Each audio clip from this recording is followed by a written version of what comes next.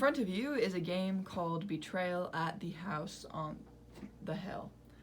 This is a 3 to 6 player cooperative game that's pretty intuitive and easy to understand, albeit can get a little bit complicated when you get into the nitty-gritty. So let's go ahead and explain one of the most important parts of the game, and that's going to be character selection.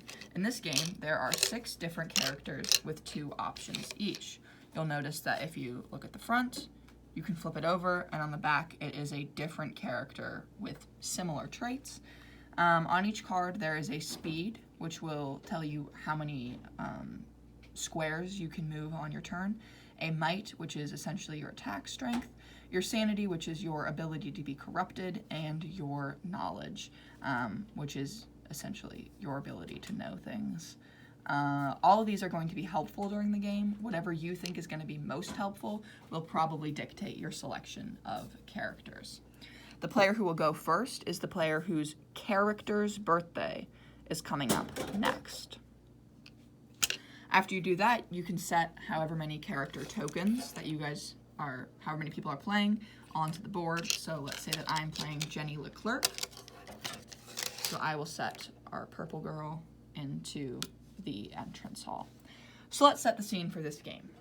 In this game, you are one of up to 6 adventurers who have decided to explore an abandoned house on the hill.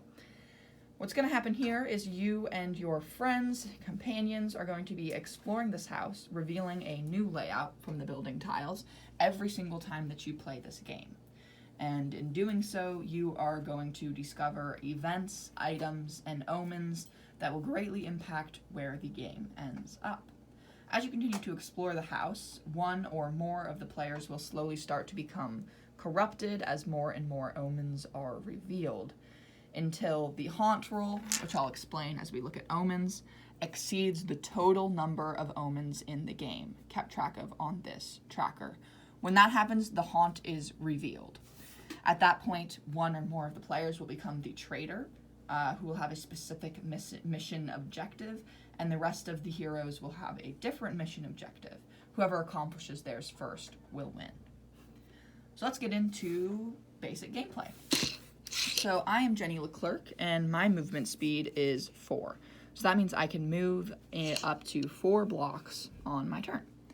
I'm in the entrance hall, so let's go ahead and move through any open yellow doorway to discover a new room. Make sure that the yellow highlighted area on the building card you're turning up does apply to the floor you are on. I'm on the ground floor.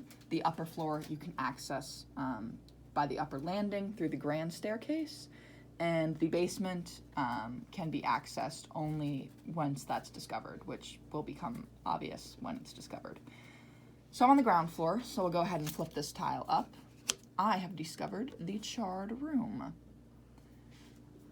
In this room, you'll notice that there is a yellow symbol right above the name of the room. This is important because it means that I'm going to have to do something in this room, and that means that I will sacrifice the rest of my movement speed because I'm taking care of something.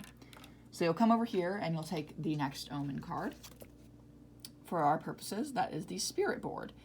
These cards are very descriptive. I'm not going to read them out loud, but they're basically going to tell you exactly what it does, and then at the bottom it's going to say to make a haunt roll now. To make a haunt roll, first move the omen tracker. We have 1 omen in the game now, so it's on 1, and then you will take all 8 of our wonky dice and roll them.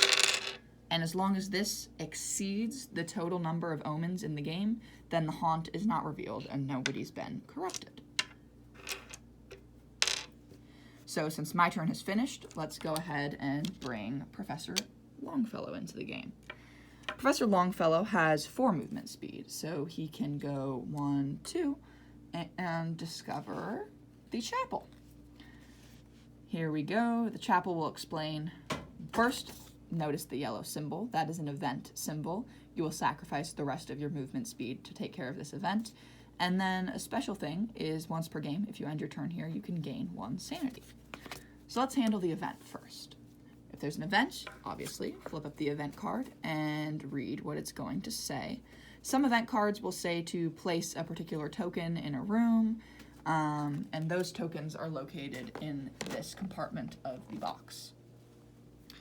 Once you have finished what the event card says, you can handle the rest of your turn. In this case, I have to end my turn here because I cannot move any further because of the event. And I will gain 1 sanity.